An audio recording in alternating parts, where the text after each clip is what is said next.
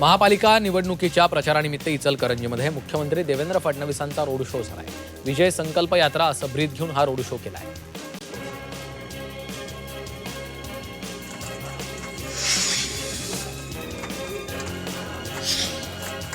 पुण्यामध्ये शिवसेनेच्या प्रचाराला सुरुवात झाली आहे. कसबा गणपतीची आरती करून उदय सामंतांच्या उपस्थितीमध्ये प्रचाराचा शुभारंभ झाला.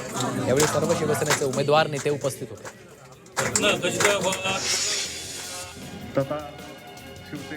पिंपरी चिंचवडमध्ये आमच्याशिवाय कोणत्याही पक्षाचा शहरात महापौर होणार नाही असा दावा उदय सामंतांनी केला. युतीचा विषय आमच्यासाठी संपला असून विकास कामांच्या मुद्द्यावर निवडणूक लढणार असल्याचं सामंतांनी म्हटलंय.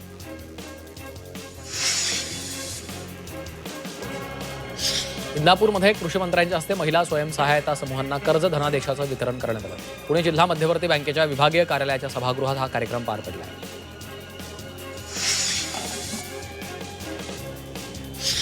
यवतमाळच्या नवनिर्वाचित नगराध्यक्ष प्रियदर्शनी उईकेंची भव्य मिरवणूक काढण्यात आली. उईके यांचा विविध संघटनांतर्फे भव्य नागरी सत्कार करण्यात आला.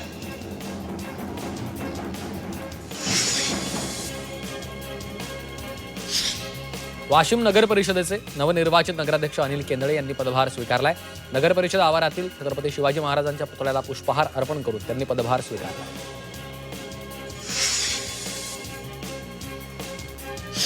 भाजपच्या वतीनं उमेदवारांना आमिष देऊन माघार घेण्यासाठी दबाव तंत्राचा वापर केल्याचा आरोप शिवसेनेचे नेते अनिल गोटेंनी केला. महापालिकेच्या निवडणुकीत शहरातल्या सर्व गुंडांना उमेदवारी देत शहर हे गुंडांच्या हाती दिल्याचा आरोप गोटेंनी केला.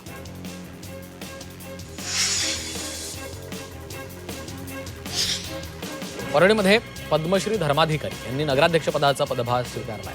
धनंजय मुंडे यांच्या उपस्थितीमध्ये पदभार स्वीकारण्यात आला. कामकाजासाठी लागणारं साहित्य नगरसेवकांना देण्यात आलं.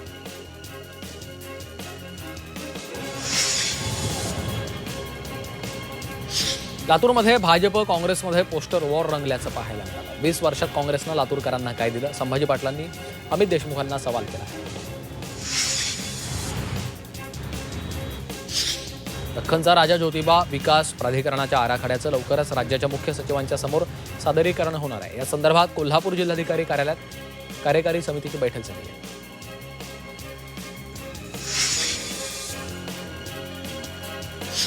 गोरेगावातील मुरडोली गावाजवळ भीषण अपघात घडलाय. कार झाडावर आदळल्यानं हा अपघात झाला.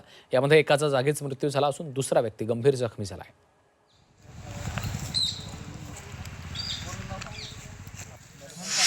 पुण्यामध्ये फुलेवाडा समता भूमीतून भाजपच्या प्रचाराचा शुभारंभ झाला. भाजप प्रदेशाध्यक्ष रवींद्र चव्हाण आणि मुरलीधर मोहोळ यांच्या उपस्थितीमध्ये प्रचाराचा शुभारंभ झालेला आहे. पुण्यात भाजपचाच महापौर होणार असा विश्वास मोहोळ यांनी व्यक्त केला.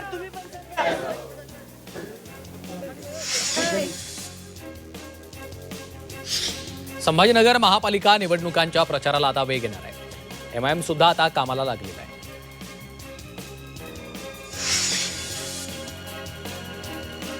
संभाजीनगर महानगरपालिका निवडणुकीसाठी गेल्या 2 दिवसात 553 उमेदवारांनी आपले अर्ज मागे घेतलेत. आता शहरातील 29 प्रभागातनं 859 उमेदवारांनी शहरामध्ये प्रचाराला सुरुवात केली आहे.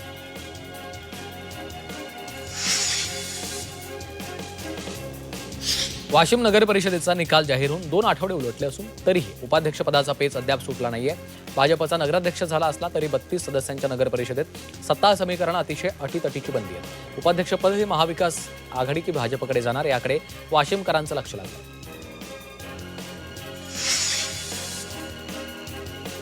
परभणीत काँग्रेसनं स्वतःची आणखी एक जागा कमी करून घेत मैत्रीपूर्ण लढत होत असलेल्या प्रभाग क्रमांक 13 मध्ये शिवसेना ठाकरे पक्षाचे 3 तर काँग्रेसचा एकच उमेदवार देऊन आघाडी केली आहे.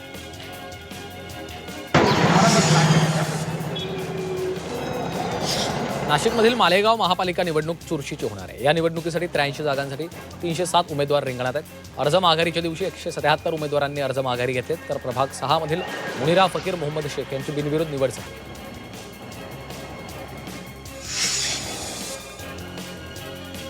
नाशिक महापालिका निवडणुकीमध्ये 666 उमेदवारांनी माघार घेतली. आता 122 जागांसाठी 729 उमेदवार रिंगणात आहेत. बंडखोरांची मनधरणी करताना सर्वच राजकीय पक्षांच्या नेत्यांची मोठी दमछाक होती आहे. नाशिक महापालिका निवडणुकीत महाविकास आघाडीत मोठी बिघाडी झाल्याचं दिसून येत आहे. शेवटच्या टप्प्यात महाविकास आघाडीच्या घटक पक्षांनी एकूण 152 उमेदवार रिंगणात उतरवलेत. शहरात एकूण 122 जागा असताना 152 उमेदवार उभे राहिल्यानं तब्बल 30 जागांवर महाविकास आघाडीचेच उमेदवार एकमेकांच्या विरोधात निवडणूक लढणार आहेत. जालना महापालिका निवडणुकीत बंडखोरांना रोखण्यात भाजप शिवसेनेसह महाविकास आघाडीच्या नेत्यांना यश आलेलं आहे. त्यामुळे जालन्यात कुठल्याही प्रमुख पक्षामध्ये बंडखोरी झाली नाहीये, तर प्रमुख पक्षातील एकाही अधिकृत उमेदवारानं माघार घेतली नाही.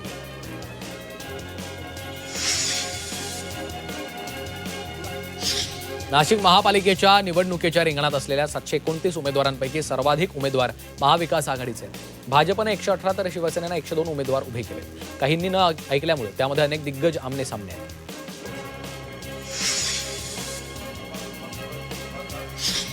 अकोला महानगरपालिका निवडणुकीमध्ये एमआयएमच्या एका उमेदवारानं अतिशय वेगळ्या कारणामुळे आपला अर्ज मागे घेतला. अर्ज मागे घेण्याच्या अंतिम दिवशी ईश्वर चिठ्ठी काढून उमेदवार ठरवलाय. त्यानुसार एमआयएमच्या उमेदवाराने आपला अर्ज मागे घेतलाय.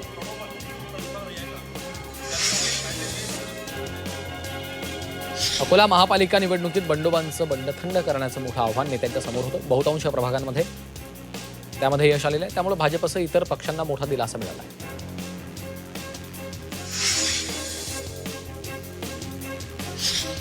कोल्हापूर महापालिका निवडणुकीच्या 81 जागांसाठी 325 उमेदवार निवडणुकीच्या रिंगणात आहेत. उमेदवारी अर्ज माघार घेण्याच्या अखेरच्या दिवसापर्यंत 495 उमेदवारांनी आपला अर्ज मागे घेतला. माघारीनंतरही अनेक अपक्ष निवडणुकीच्या रिंगणात राहिलेत, तर तब्बल 27 जागांवर बहुरंगी लढत होती.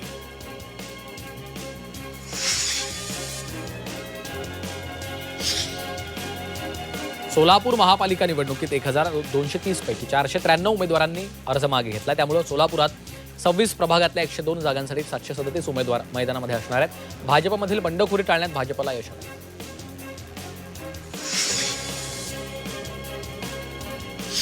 संभाजीनगर महापालिका निवडणुकीच्या रणधुमाळीत उमेदवारी अर्ज मागे घेण्याच्या अंतिम टप्प्यात शहरातील राजकीय वातावरण तापलंय. बंडखोरी रोखण्यासाठी भाजप, शिवसेना, ठाकरे पक्ष आणि राष्ट्रवादी काँग्रेसच्या नेत्यांनी कंबर कसली. ही बंडखोरी रोखण्यासाठी मोठं आश्वासन देत अखेर बंडोबांना थंड करण्यात नेत्यांना यश आलं.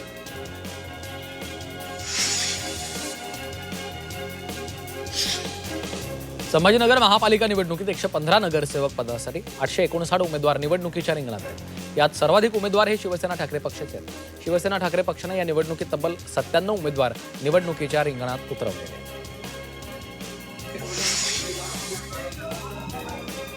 जालना महापालिका निवडणुकीमध्ये 65 जागांसाठी 453 उमेदवार रिंगणात उतरले. उमेदवारी अर्ज मागे घेण्याच्या शेवटच्या दिवशी तब्बल 402 उमेदवारांनी अर्ज मागे घेतले.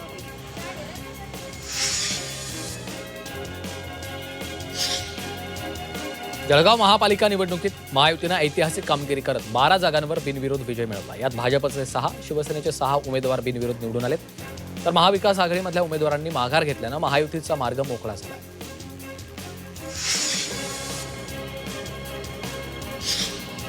अमरावतीमध्ये 161 जणांची निवडणुकीतून माघार, 87 जागांसाठी 661 उमेदवार मैदानामध्ये आहेत. शहरात मुख्यमंत्री फडणवीसांनी रोड शो केला.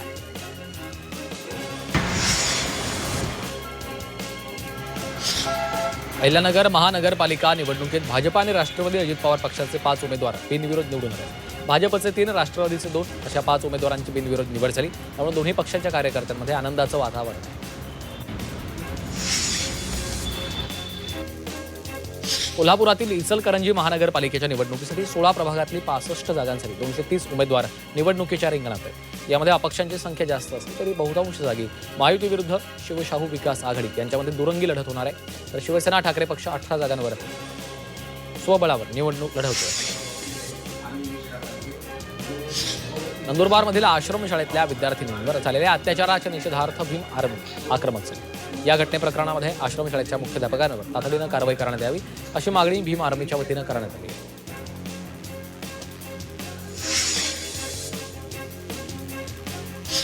नाशिकच्या निफाड तालुक्यातील भुसे गावात संतप्त महिलांनी ग्रामपंचायत कार्यालयावर हंडा मोर्चा काढला. नागरिकांनी मोठ्या प्रमाणावर पाणी टंचाईचा सामना करावा लागत असल्यामुळे हा मोर्चा काढलाय. ग्रामपंचायत प्रशासनाच्या कारभारामुळे पाणी टंचाई निर्माण झाल्याचा आरोप त्यांनी केला.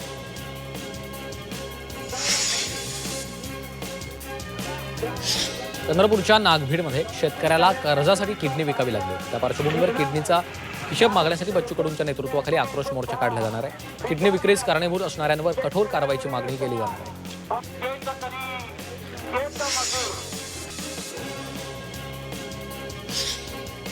छत्रपती संभाजीनगर महापालिकेनं शस्त्रक्रियांच्या मोहिमेत मोठी झेप घेतली. घाटी रुग्णालयात वर्षभरात 107 शस्त्रक्रिया झाल्या. मात्र महापालिकेच्या आरोग्य विभागानं 2 महिन्यात 110 शस्त्रक्रियांचा टप्पा पार करून नवा विक्रम प्रस्थापित केला आहे.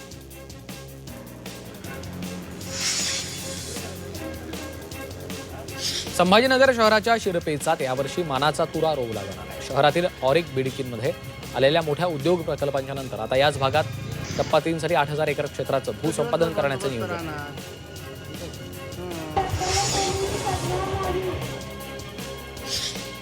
कोल्हापूर शहरातील महाद्वार रोडवर साऊंड सिस्टम लावून ध्वनी प्रदूषण केल्याबद्दल गणेश मंडळाच्या 4 जणांना 1 वर्षाची कैद आणि 15,000चा दंड सुनावला आहे. या गुन्ह्यांची सुनावणी झाल्यानंतर साऊंड सिस्टम लावून प्रदूषण करणाऱ्या गणेश मंडळाला चांगलाच चपराक बसला, तर इतर गणेश मंडळांची सुनावणी अद्याप बाकी आहे.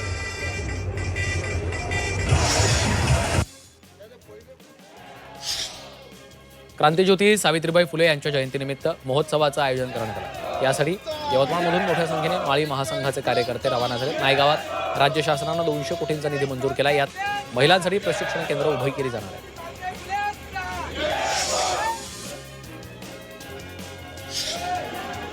वाशिम जिल्ह्यातील चिखलीत संत झोलेबाबा यांचे एक्सेस स्टाफ आहे. यात्रा महोत्सवाला सुरुवात झाली आहे. संत झोलेबाबांची महापूजा, अभिषेक आणि महाआरती संपन्न झाली आहे.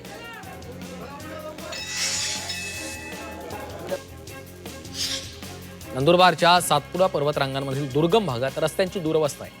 नागरिकांना जीव मुठीत घेऊन प्रवास करावा लागतो. तातडीने रस्ते दुरुस्त करावेत अशी मागणी राष्ट्रवादीच्या युवक जिल्हाध्यक्षांनी केली आहे.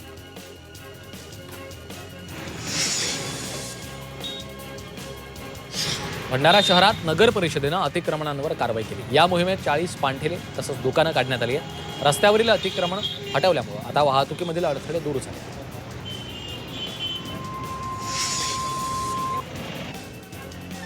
छत्रपती संभाजीनगर शहराचा पाणी पुरवठा विस्कळीत झाला आहे. नवीन ट्रान्सफॉर्मर जोडणे आणि चाचणीसाठी सलग 4 तास वीज पुरवठा बंद ठेवण्यात आला होता. या तांत्रिक कामामुळे शहराचा पाणी पुरवठा पुन्हा एकदा विस्कळीत झाला आहे.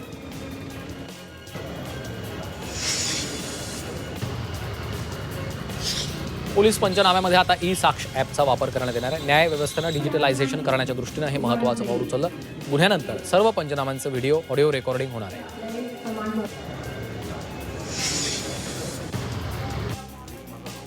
खोपोलीमधील शिवसेना नगरसेविका मानसी काळोखे यांचे पती मंगेश काळोखे यांच्या हत्या प्रकरणात आतापर्यंत 12 जणांना अटक करण्यात आली. ही हत्या सुपारी देऊन करण्यात आल्याची माहिती पोलीस अधीक्षकांनी दिली आहे.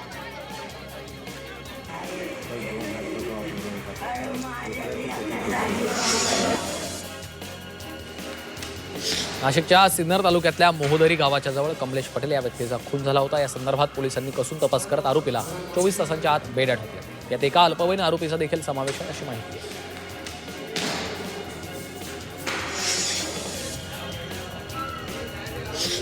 सोलापुरात भरदिवसा घरफोडी करणाऱ्या आरोपीला पोलिसांनी तेलंगणातून अटक केली आहे. सोलापूर शहरातील राजमुद्रा रेसिडेन्सी इथं माजी नगरसेवक गणेश वानकर यांचे वडील प्रकाश वानकर यांच्या घरात चोरी झाली होती. घरात कुणी नसल्याचा फायदा घेत आरोपीनं 15 लाखांची रोख रक्कम चोरली होती.